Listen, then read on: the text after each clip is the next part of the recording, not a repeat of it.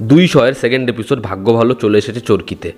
আমি এপিসোডটা দেখলাম। আমি তোমাদেরকে একটাই কথা বলবো, ভুল করেও এটা মিস করো না। যেমন সিজন 1-এ পেটকাটা শয়ের একটা এপিসোড ছিল চঞ্চল চৌধুরীর মিষ্টি কিছু, সেটা যেই লেভেলের ছিল এই এপিসোডটা ঠিক ওই লেভেলের।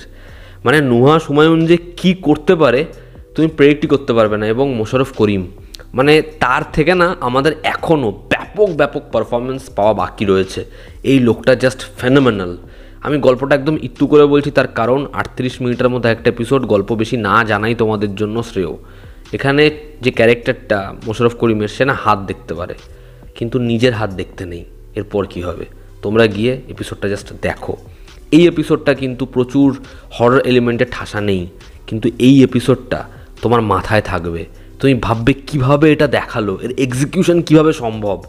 এবং এর মধ্যে একটা কমেন্ট্রি রয়েছে, যেমন তার মশারি কাজটা একটা কমেন্ট্রি রয়েছে, ঠিক সেরকম একটা কমেন্ট্রি রয়েছে এই এপিসোডটা। সেটা হচ্ছে ক্যাপিটালিজম।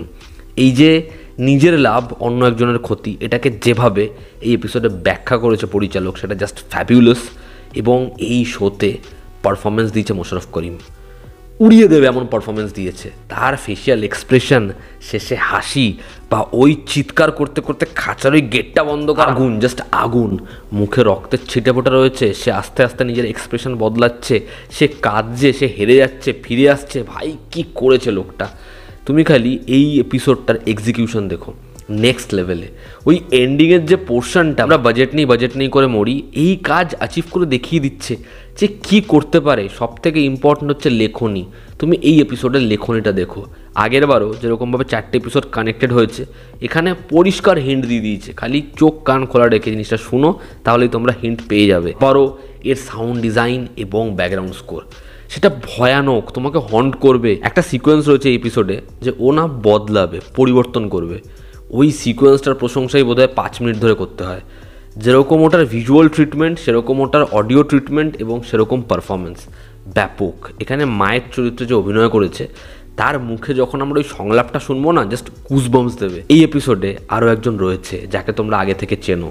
আমি জানতাম না তার আগমন এখানেই হয়ে যাবে, এবং সেটা যখন হবে তুমি মস্তি পাচ্ছ বস। পরিচালক যে কমেন্ট্রিটা করেছে সেটা শুধুমাত্র সারফেস লেভেলে রেখেছে, সেটাকে খুব ডেপথে দেখায়নি, এটা অনেকে ভাবতে পারে।